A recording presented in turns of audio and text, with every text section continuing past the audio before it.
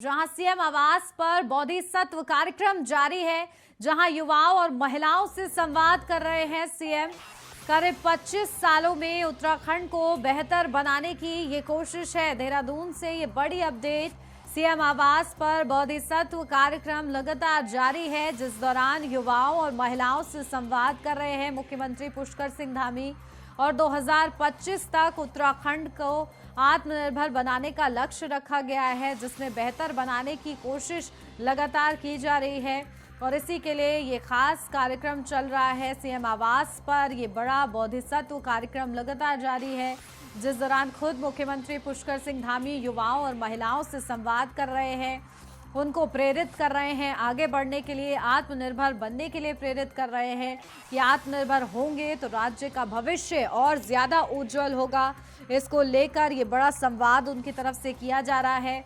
तो वहीं 25 सालों में उत्तराखंड को बेहतर बनाने की कोशिश की जा रही है। सैकड़ों लोगों का, जिनके हम लोग अभी प्रत्यक्ष रूप से जिनके सुझाव अभी सुन नहीं पाए, क्योंकि समय की भी मर्यादा है, लेकिन आप सभी के जितने भी लोग इस कार्यक्रम से जुड़े हैं, आप सबके एक एक सुझाव पर हम लोग पूरा मंथन करेंगे और पूरा मंथन करने के बाद उस पर हम कार्रवाई करेंगे। 2025 का जो हमारा विजन है कि उत्तराखंड को देश का सर्वश्रेष्ठ राज्य बनाना है, उसके लिए हम सभी को आगे आना होगा और हम सभी लोग आगे आएंगे। तो आप लोगों के बीच में से बहुत सारे विषय आए हैं, पलायन से जुड़े हुए विषय आए हैं, रोजगार से जुड़े हुए आए हैं, महिला सशक्तिकरण से जुड़े हुए आए हैं, रोजगार से जुड़े हुए हैं, आपका पर्यावरण से जुड़े हुए आए हैं, हमारे अलग अलग कृषि से जुड़े हुए हैं, बागवानी से जुड़े हुए हैं। तो सभी विषयों पर पलायन कैसे रुकेगा, हिमालयन राज्यों में जो हमारे यहाँ पर आपदा आती है, उस आपदा में हम लोग कैसे और पहले से ही कैसे हम अच्छी तैयारी कर सकते हैं, क्योंकि आपदाओं को हम नहीं बदल सकते, लेकिन आपदाओं के खतरों को हम कम कर सकते हैं, उसकी रोकथाम कर सकते हैं। जैसे इस बार की आपदा में जो 18 और 19 अक्टूबर को आई, तो मैं उस दिन 17 अक्टूबर को मैं अयोध्या में था और प्रातःकाल मुझे बताया गया सवेरे 7 बजे कि आज शाम से, रात से और 18 और 19 तारीख को 2 दिन बहुत बड़ी आपदा आने वाली है, बहुत बड़ी वृष्टि होने वाली है।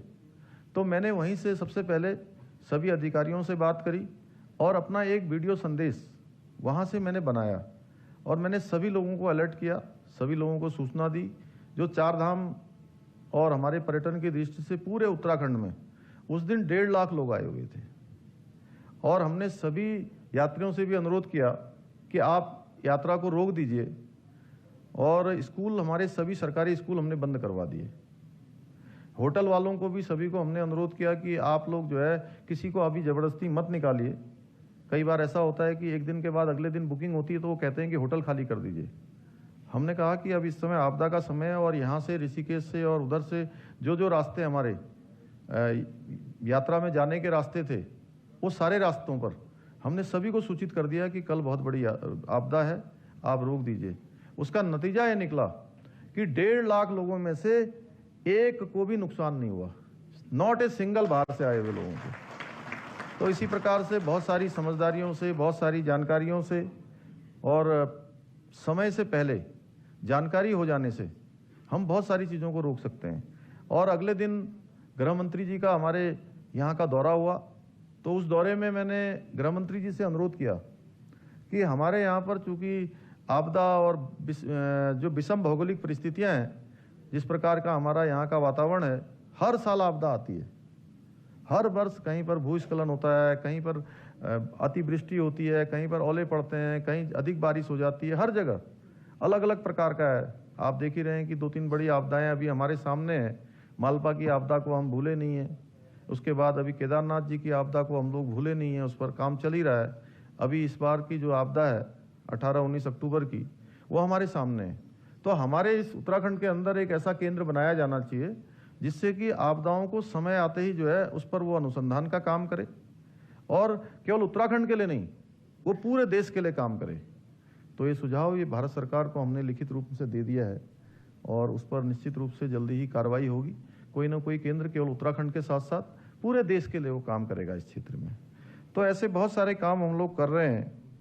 एक हिमालयन राज्य की दृष्टि से उत्तराखंड का सर्वश्रेष्ठ होना इस बात पर निर्भर नहीं करता है कि यहाँ पर विकास किस गति से हो रहा है, बल्कि इस बात पर निर्भर करता है कि यहाँ का भौगोलिक, सांस्कृतिक एवं आध्यात्मिक जितनी भी चीजें हैं उसको ध्यान में रखकर विकास हो रहा है कि नहीं हो रहा है। वैसे सरकार हर क्षेत्र में काम कर रही है। मैं बताऊं, पर्यटन को बढ़ाने के लिए अभी हमने पर्यटन के क्षेत्र में जो हवाई यात्राएं होती हैं उसके कारण से भी काफी पर्यटन बढ़ता है, और हवाई यात्राएं हमारे यहाँ पर सस्ती हों। ये हमारे राजेश कुमार जी एविएशन के वो रहे हैं, पहले क्या अपर सचिव रहे हैं और डायरेक्टर क्या युगांडा के। तो पहले आपके में ये जो एविएशन टर्बो फ्यूल है इसमें 20% का बैट लगता था, उसको हमने घटाकर केवल 2% कर दिया। वो इसलिए, और हम पूरे साल का अगर हम इसका निकालेंगे बैट का तो 40 करोड़ रुपया अब हमको कम मिलेगा। लेकिन अब हवाई जहाज लोग यहाँ पर अपना रख सकते हैं, यहाँ पर फ्यूलिंग कर सकते हैं और किराया भी कम होगा। लोग आएंगे क्योंकि हमने 18 नए रूट हवाई यात्रा के शुरू करने का निर्णय लिया है, जिसमें से चिन्यालीसौड़ के लिए, पिथौरागढ़ के लिए, गौचर के लिए हमारी सेवाएं चल रही हैं।